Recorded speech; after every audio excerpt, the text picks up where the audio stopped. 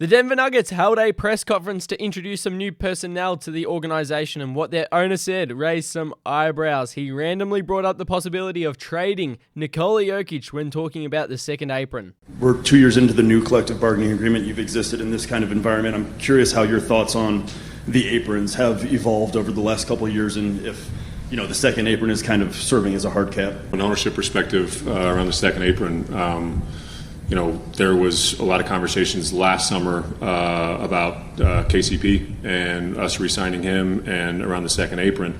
And we never really got any pointed questions about that, or at least I didn't. And it was a fascinating one because we really did every exercise looking through retaining him and what that meant under the new rules. I think that for us as an organization, going into that second apron is not necessarily something that we're scared of. I think that there are rules around it that we needed to be very careful of with our injury history. The wrong person gets injured, and very quickly you're into a scenario where that I never want to have to contemplate, and that's trade number 15.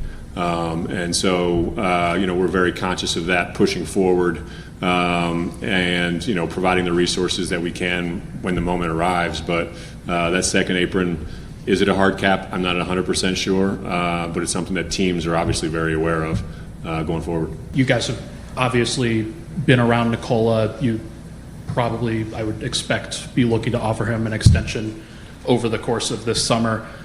Do you expect to be offering that, and do you expect him to accept it?